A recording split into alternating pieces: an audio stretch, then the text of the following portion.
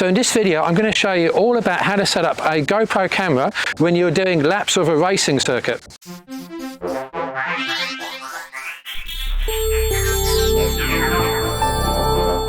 So to get started, you're going to need three things. One is an action camera. I'm going to use the well-regarded GoPro here and 8 and 10 as examples.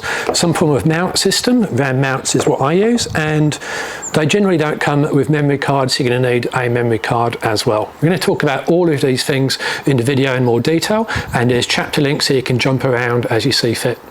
So the mounts. Now the examples I'm using are from RAM mounts. I have no affiliation with them, but I think they're great products, been using them for a couple of decades.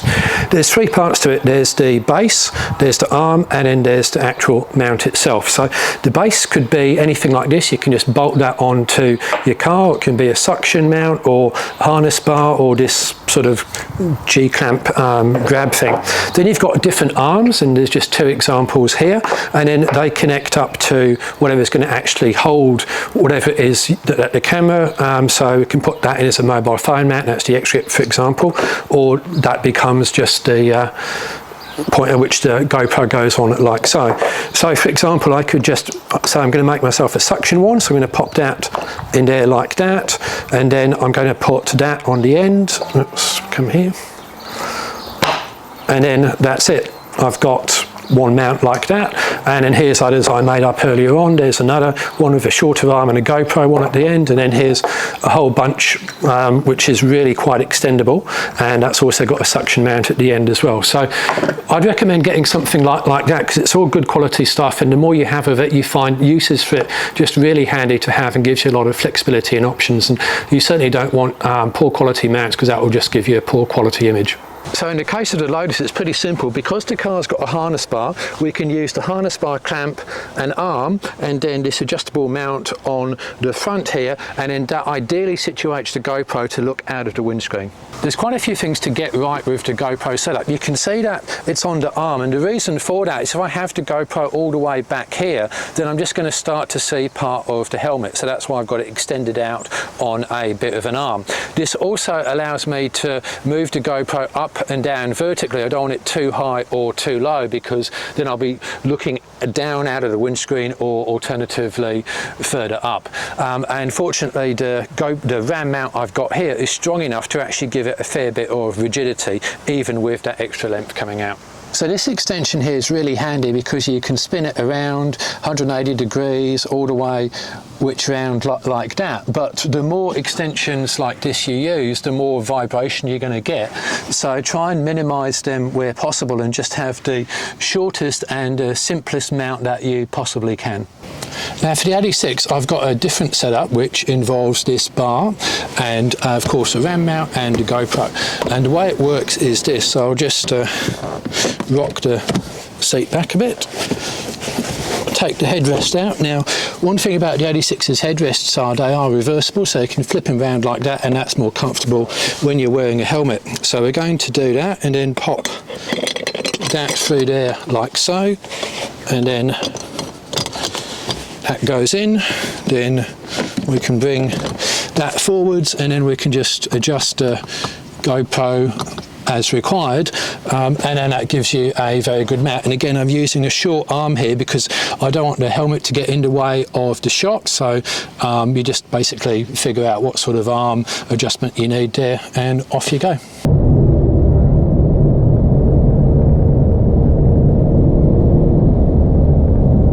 Now if you can't get a good in-car mount sorted, and this is often the case when I've got press cars, you can attach with a quality, again I'm using a RAM mount here, suction mount to a window. And then what's advantageous there is if you've got a lot of adjustment like this thing, you can really sort of move it around and get the angle exactly right.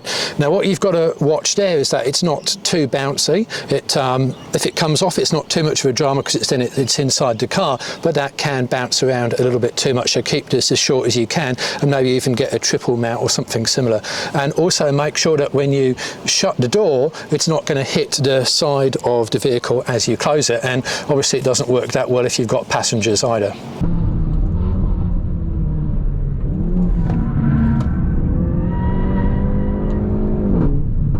Now, one thing the event organisers typically won't allow you to do is to use external mounts on the car like this, particularly if they are suction mounts, because they can fall off and present a hazard like that, and also they can actually widen the car as well, so that's a double problem. I would imagine that if you had something, you know, built into the number plate or something like that, then that would be okay, or you could just mount a camera in your rear window and point that backwards. But yeah, don't be driving around on track with suction mount systems sticking out of the car.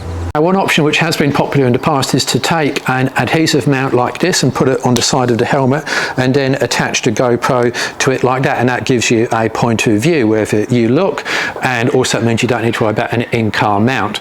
Now, that can work in some situations, but many event organisers do not allow you to do that for a couple of reasons. First of all, they're concerned about the effect of the residue, or of the adhesive rather, on the integrity of the helmet itself. Secondly, when the GoPro is attached, if there's an impact, then they are concerned that the impact will not be absorbed properly by the helmet and cause damage to whoever is wearing it. And that was apparently a problem in Michael Schumacher's infamous accident when skiing. He apparently had a GoPro on the side of the helmet like this. Now, there has been a bit of research into this, but it isn't conclusive, so be it at your own risk, but do check with the event organisers, because you don't want to go to a setup like this and then be told that no, you can't run it, regardless of what the research says is effective or not. You tend to find that the helmet manufacturers don't say a lot about it, because why would they? Whereas the people who manufacture the mounts and so forth say it will be okay, but we can't be certain, so you choose. Now, GoPro batteries don't last a hell of a long time, and you certainly don't want to run out of battery power. So ideally what you want to do is plug it in to a 12-volt socket. So in the case of the Lotus, there's a 12-volt down here, and I can simply plug it in like that and then tuck that out of the way and we're good to go. Alternatively, if you can't really get to a 12-volt socket, the best thing to do is to charge the battery fully, and it should last for your session. Then when you come in out of a session, you can either disconnect the GoPro entirely or leave it in place. Just get yourself a rechargeable battery pack, pop that in and then leave that charging, and by the time you go out again, the GoPro should be fully charged and you're ready to roll. So I'm going to run through some of the more common GoPro modes and options. Now, there are people on YouTube who specialise in GoPros and they do super in-depth stuff. I'm not going to do that. You watch their stuff if you want more detail. Let's start with top left-hand corner, 10 hours 22 minutes. That is how much recording time I've got left. It's a function of the size of the card as well as the resolution and frame rate. Top right-hand corner is obviously the battery life. Now, this where it says activity, that's the modes. Tap on that and we've got various different modes the camera can be in. I generally work with activity. We can edit it by clicking on that one. Key things to look at is the resolution and frame rate. I go for 4K 30 frames a second. That gives me a pretty good resolution of what I'm doing on track. You can go a bit quicker if you want to, but that will give you even smoother, but use more battery and use more storage card. So that's that. Lens, really important to get this right. That's the zoom in and out, or rather the field of view, not really zoom in and out. That's what you've got to be getting right to make sure that you've got your steering wheel, the screen, whatever else you want in the shot or not. Hyper smooth is image stabilization. That for the 10s, I just generally leave it on high or medium. I have had problems with the 8, so do experiment with it as well. The rest of the settings here we're not going to bother with. We'll just go back to the front and we can pull the top down here. Now this is the voice control, which I turn off because I don't trust it. This one's the beeps. I have that on high because I like beeps. That way you can hear what's happening. This one is the quick capture. Now that's the top button. If you have quick capture on, you press the top button, then it turns the camera on and starts recording immediately. Otherwise you've got to turn it on the side button and then press the top button. Screen capture, screen lock, I tend to turn that off because we don't have the GoPros bouncing around in our pockets when we're on track. It's secured to a car, it's not going to get accidentally knocked, so turn that generally off. This one is video performance modes. I generally leave that on high. This one is the front screen option. Again, this is really important to have the front screen reflecting exactly what is in what the camera sees, so you can get that set up properly as well. And you can see that it's now actually changed sort of 90 degrees. So come back, we'll turn that to that. Now, You can see it's turned 90 degrees there, which is interesting because that's going to be the next thing which I want to look at, which is orientation lock. Now, that's screen lock. That's orientation locked to this portrait now, or you can even go inverted. What we can also do is just turn it the right way up, and you can see that the camera reorients itself. And then finally here we've got maximum performance, which we're going to ignore, and then we can go into connections. That's where you connect a GoPro app, preferences. Not a huge amount to go through there. Beep volume, I tend to have that on high because, again, I want to hear what the camera's doing. If it accidentally turns off and I need to reset it. Best way to reset the GoPro, by the way, is to pull the battery out and put it back in. Not simple to do necessarily in a car, but effective, and do be aware of them overheating. So auto power off, I set that for 30 minutes because once I've got it on, if I'm not running on a battery, the battery probably be good for 45 minutes, something like that. So if I'm in the pits waiting, in the dummy grid waiting, then it's not going to switch off for me, and I've got to fret about that. So we should be good to go. LEDs, there's little red LEDs which come on, so I have them set on because I want to be able to look in my mirror or just look at the camera and go, yeah, it's recording. So the red LED is very, very handy for that. Always have them switched on. And the rest of the settings, again, not really going to go through. You can do them all from the app as well. So that's the basics of it. It is worth generally spending a bit of time playing around with your GoPro. And of course, the other thing you can do is we can, oops, I've done it again. We can swipe up from the bottom, and that takes a look at the media you've been recording. So you can replay your media or run it through the HDMI and show it that way as well. So this is the GoPro Quick app, which you can use to control your GoPro. So this is my Hero 10A, and it's connected, as you can see, so I can click on control your GoPro, and that brings up an immediate live preview, as you can see, of my model 86 there, and that's really handy when you're in the pitch trying to figure out exactly where you should point and position your GoPro. Now we can also start recording and stop recording remotely. So that's handy as well. We can also switch it over to photo mode and take a photograph. So that pops up. And then we can also go back into control GoPro. There's pretty much all of this, in fact, all of the settings you'd find on the back of the unit itself. So I can go in and change them. For example, I could change the beeps, whether they're high, low or medium. I could change the auto off, which is 15 minutes, change that to 30. So you can do a bunch of that, and it's easier than messing around with the tiny screen on the back of the GoPro. The other thing it's handy for is if we go back here, view media, then you can see that's the last photograph that I took, and you can even look at videos on it. So we could just look at that video which I've just taken of the 86, for example. So this is a really handy app, but I wouldn't rely on it because I have found it to be a bit unreliable. Just get everything running before you leave the pits and only switch it off when you come back, and don't rely on the app working or not working when you're 30 seconds out from going on track. One of the things you want to get right is the zoom on the GoPro. It's not really a zoom, but it's kind of field of view, and you can do that on the app by changing it like that. So that's probably too much. You can't see the shifter, you can't see the full windscreen, and that might even be too much the other way. So you can sort of figure out exactly where the ideal is by using the app, and you want to do that whilst you're in the pits, well before you actually get out on track, and then just leave it for the day. So I typically have it about there-ish, that where I can see out both side windows easily, and I've got the entire windscreen, I've got the shifter, I've got the steering wheel, so all the action's covered. Now I leave this mount permanently in the car, but I do take the GoPro on and off, and then there's the question of how much tilt you should put on it, and that becomes a bit of a problem because you want to be able to look from behind the GoPro screen and then see whether you're pointing down too much or pointing up too much, but you can't really do that.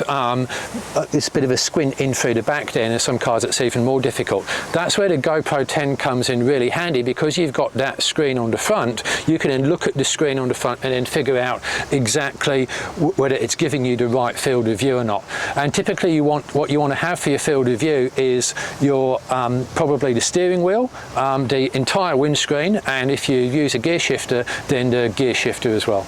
Now if you don't have the app or you can't set it up, what you can do is on the Lotus anyways, you can peer through the rear windscreen and sort of take a look at it like that, or you can go around the front. This is the GoPro 10 front screen. As you can see there is a representation of what the camera is seeing, which is what's on the back screen. So this is really handy. It's a small screen, but you can actually see that it is reflecting, well not reflecting, but showing what the camera sees, and you can use that to set up, and you can generally see the front of the GoPro more easily than you can the back of the GoPro, so very handy to have that feature. GoPros themselves not the most reliable of electronics for just behaving, but also the app is particularly unreliable. So you see now it's just refusing to zoom in and out, and if you're strapped into the car trying to, 2 minutes before you're due on track, this is not grief you want. So I tend not to rely on the app. Set it up in the pits and then be done with it. So the GoPro is set up in the Ranger, so let's talk about exposure and getting that right. So I'll zoom in so that's nice and clear.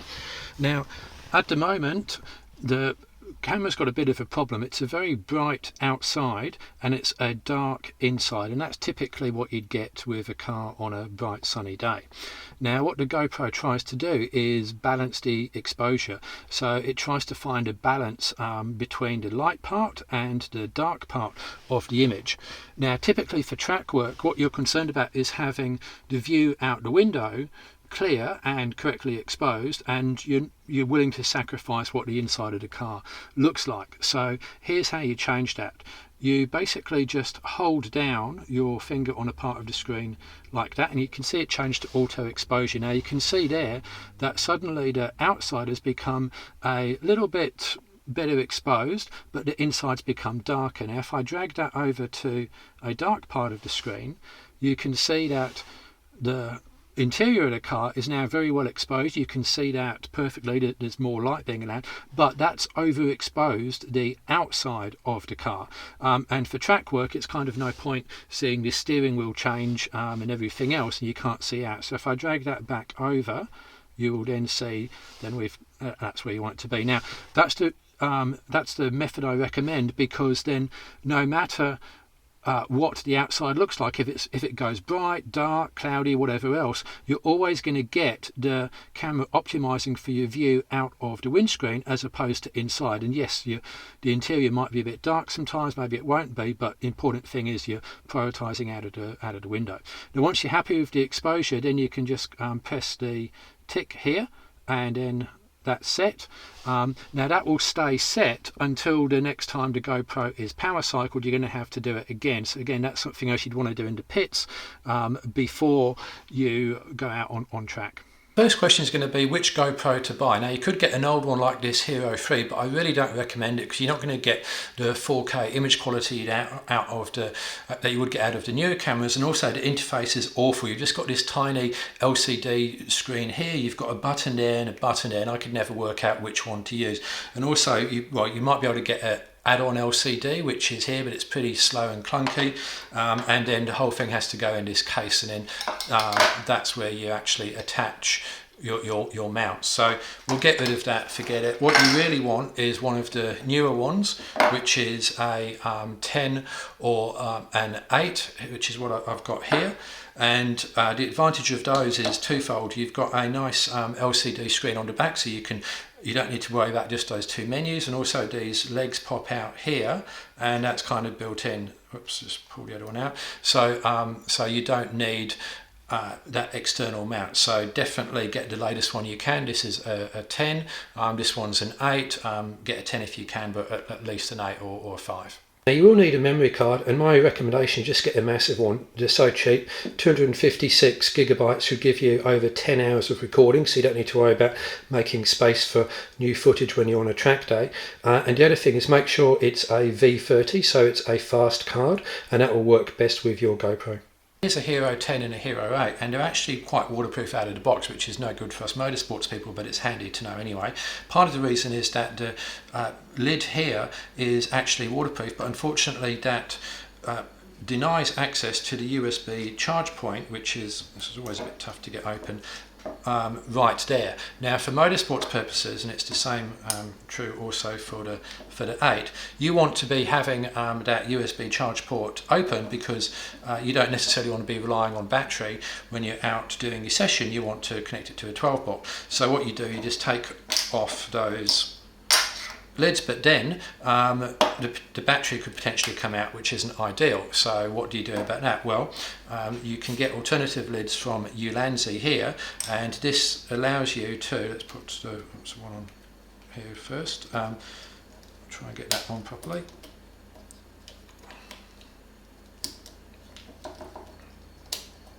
Okay, so you can see on that one, and then also with this one.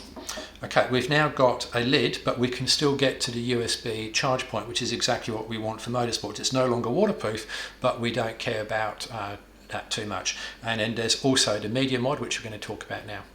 Alright, so this is the GoPro Media Mod. There's different models for different GoPros. So this 8, for example, it's a physically smaller device than the 10, so it takes a different media mod. So we slide that in, we'll take the side off first. Slide that in like so, and then that clicks down like that. And then compared to a standard GoPro, you've got a few options here. So you can pop in an HDMI out. You can have a USB charging cable, which is here, and then you can also have an external 3.5mm jack there. So those are your 3 options with the media mount, and there's also a hot shoe mount up the top, and then you can also have the external microphone here, right there, and then this you can go over the top, so that should improve the sound quality. Now, why would you want to use the Media Mod? Well, as you can see, it makes the camera a bit larger, but the advantage then is that you can run external power into the camera quite easily without needing to expose the or just take the side of the unit off like that, and you can use that 3.5mm jack, and then you get the external microphone. So that's an option for you as well, to use the media mount. So the GoPro 10 is in its Media Mod, and as you can see, I've hooked it up via HDMI to that monitor. There's the HDMI cable at the back, and this is what you can do. So I'll turn it around so you can see that. Now it's just popped up with the 3 files that I've got on the GoPro at the moment, and I can flick left and right to decide which one I'm going to look at. So if I want to look at that one, I just tap the screen like so, and then I just press the left button here to basically cycle through those options at the bottom. Just pressing that left button.